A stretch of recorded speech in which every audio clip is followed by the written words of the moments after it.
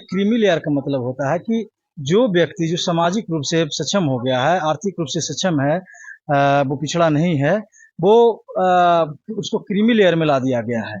और जो अभी भी पिछड़े हुए हैं उसको बैकवर्ड क्लासेस में, चूंकि क्रीमी लेयर भी बैकवर्ड क्लासेस में आ गया है, कितना 5 लाख से ऊपर आपका संपत्ति हो गया तो आप सक्षम आपको माना जाएगा। लेकिन तो ये आदेश दिया गया है सुप्रीम कोर्ट की सरकार जो है, जो आरक्षण जो है उसमें वर्गीकरण हम लोग करेंगे और जिनको लाभ मिल चुका है उनको आरक्षण से बाहर कर दिया जाएगा। और जो भी पिछड़े हुए हैं, जो भी सामाजिक रूप से सक्षम नहीं हुए, आर्थिक रूप से सक्षम नहीं हुए हैं, उनको जो है कि उस धारा में, मुख्य धारा में लाया जाएगा। SC ST को जो रिजर्वेशन मिला था वो आर्थिक चीज आधार पर नहीं मिला था, उनको छुआछूत के आधार पर मिला गया था। उनका जो प्रताड़ना था, जो छुआछूत उनके साथ था, इस आधार पर संविधान में व्यवस्था था, जो संविधानिक जो व्यवस्था थी उसके आधार पर मिला हुआ था। तो अभी भी आप देखिएगा कि जो SC क्लास के लोग हैं, जो ST क्लास के लोग हैं, आज भी बहुत सारे लोग हैं, मैक्सिमम लोग हैं जो मुख्य धारा से पिछड़े हुए हैं। सुप्रीम कोर्ट का काम है न्याय देना, ठीक है ना। लेकिन सुप्रीम कोर्ट जो काम है, जो कर रही है कि किसका आरक्षण क्या है, किसका आरक्षण नहीं है, किसको देना चाहिए, किसको वर्गीकरण चाहिए, किसको हटाना चाहिए, तो ये मुझे लगता है कि सुप्रीम कोर्ट को न्याय करने की जरूरत है। और ये सब जो मामला ये सरकार तय कर लेगी, इसके लिए पार्लियामेंट है, पार्लियामेंट में सरकार है, वहाँ के सांसद, वहाँ सांसद लोग हैं, तो ये विधायिका तय करेगी। भारत बंद करेंगे लेकिन शांतिपूर्ण तरीके से करें, ताकि कम से कम ये जजेस को कम से कम ये सुप्रीम कोर्ट के मैसेज आएगा कि ये आपका काम नहीं है, ये पार्लियामेंट तय करेगी। अब पार्लियामेंट्री को जो है कि लोग चुनकर वोट करके भेजता है, तो वो तय करेगी, वो उसका काम है कि किस आरक्षण का समीक्षा होना चाहिए, नहीं होना चाहिए। आप कलम चला देते हैं वहाँ कोर्ट में बैठकर, एसी के रूम में बैठ जाते हैं, तमाम तरह के फैसिलिटी में बैठकर आप कलम चलाते हैं और बोलते हैं कि जो वर्गीकरण की जरूरत है, तभी मुझे नहीं लगता कि यहाँ वर्गीकरण की कोई जरूरत है। और आज भी देखिएगा कि छुआछूत के आधार पर उनके साथ कितना दुर्व्यवहार होता है, उनके साथ अमानवीय व्यवहार होता है। तो आप सीधा सा समझ लीजिए कि जो आरक्षण का जो व्यवस्था था, जो संवैधानिक व्यवस्था था, वो छुआछूत के आधार पर शुरुआती में कि छुआछूत के आधार पर आरक्षण मिला था। और ये जब तक छुआछूत रहेगा तब तक उनको आरक्षण मिलना चाहिए, जब तक ये बंद नहीं हो जाता है। मानवीय व्यवहार जो सवर्ण लोगों के द्वारा किया जाता है, जो भी इतने जो इस टाइप के जो लोग होते हैं कि इनह्यूमन टाइप के लोग होते हैं, उनके द्वारा किया जाता है, तो भाई उनको तो मिलना चाहिए ना, उनको तो मुख्य धारा में।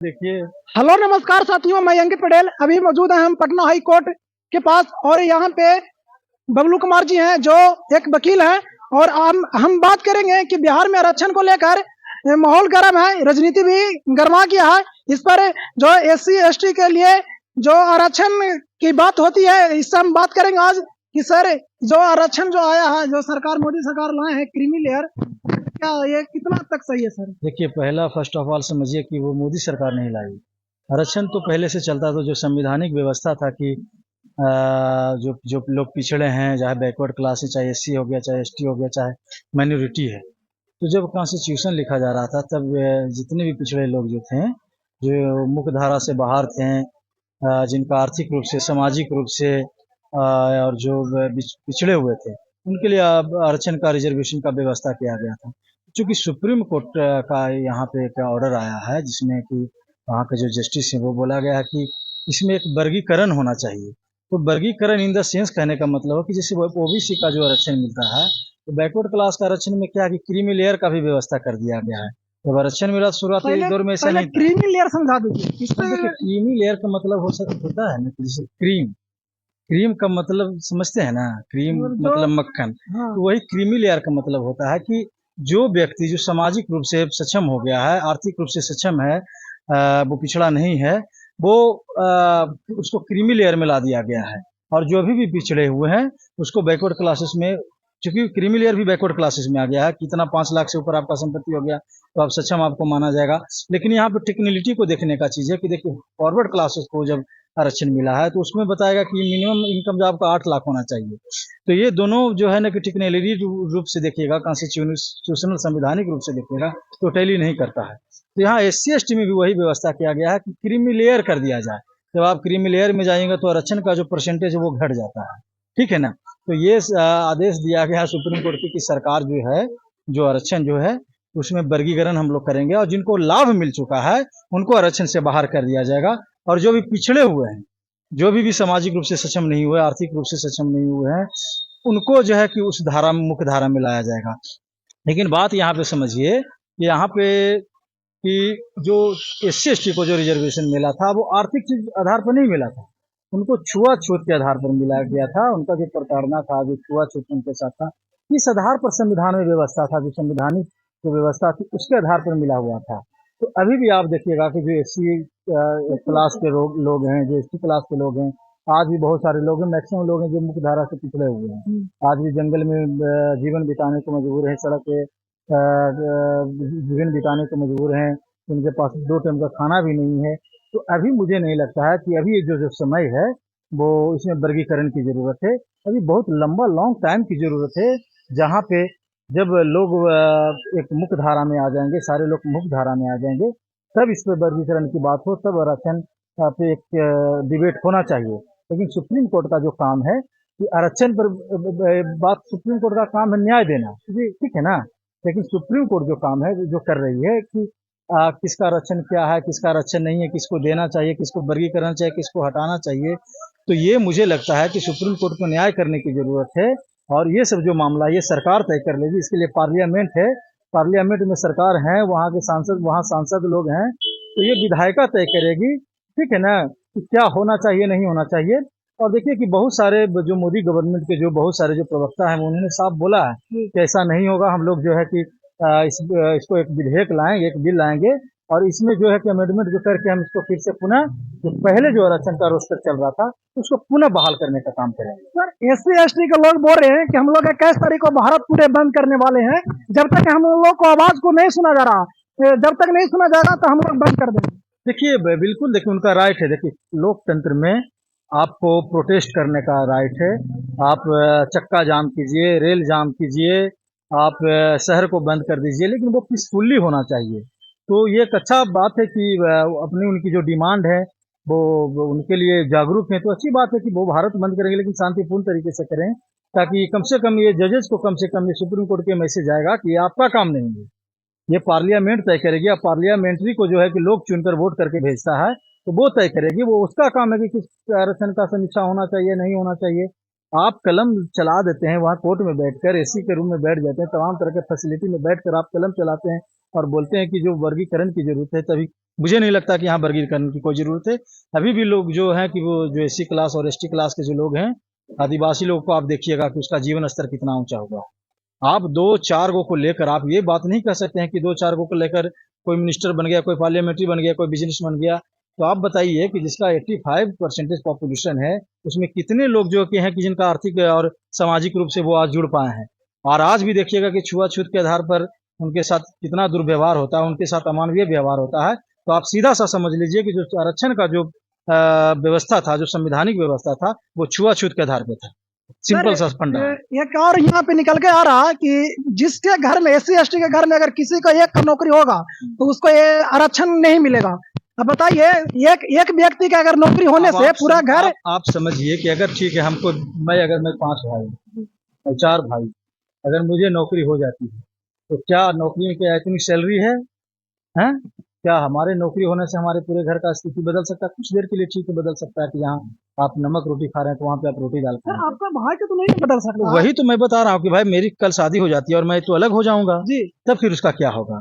तो मुझे नहीं लगता कि यहाँ कोई डिबेट की जरूरत है। संवैधानिक व्यवस्था था शुरुआती में कि छुआछूत के आधार पर आरक्षण मिला था, और ये जब तक छुआछूत रहेगा तब तक उनको आरक्षण मिलना चाहिए, जब तक ये बंद नहीं हो जाता है।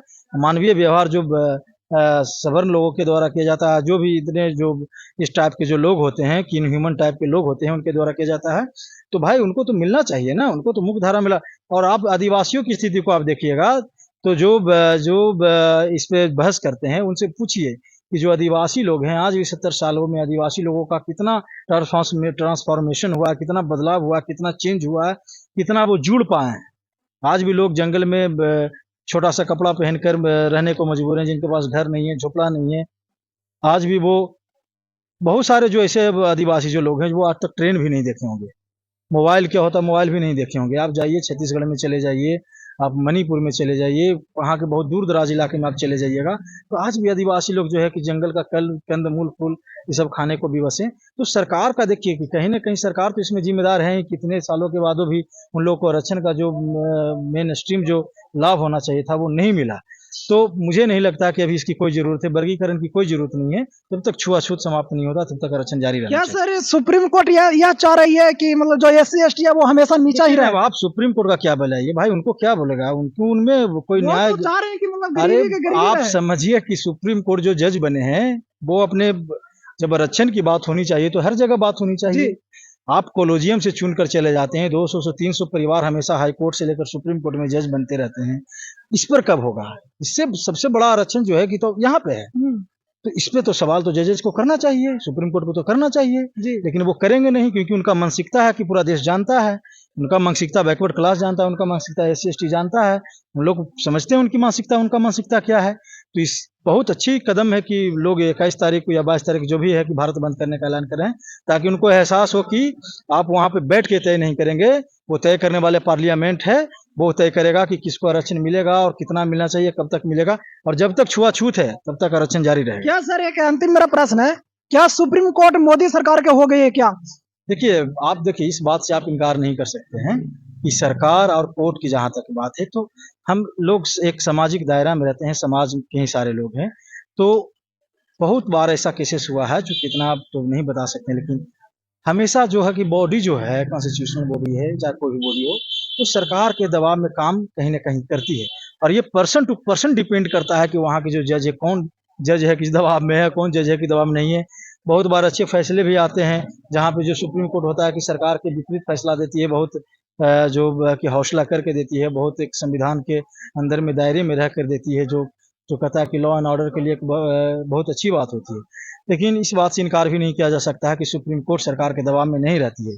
बहुत बार ऐसा हुआ है इतिहास में कि सुप्रीम कोर्ट सरकार के दबाव में काम की सर है। जो सुप्रीम कोर्ट हुआ वो तो उच्च स्तर पर हुआ, जो न्याय दिलाने का, लेकिन आज वो सरकार के थ्रू बिक गई है, जो भी माने जब उसका हो गया तो लोगों का न्याय कैसे मिल पाएगा वो बताइए। देखिए लोगों का न्याय, देखिए अगर हमारा आखिरी दरवाजा तो न्यायालय ही होता है, न्यायालय बिक तो गया सर। न्यायालय जब इस तरह से होता है तो देखिए इस अराजकता की स्थिति आ जाती है, तो फिर लोग अपने कानून को अपने हाथ में लेने लगेंगे, और ये सब स्थिति तभी होती है ना जब न्यायालय मुझे लगता है कि दबाव में काम करती है।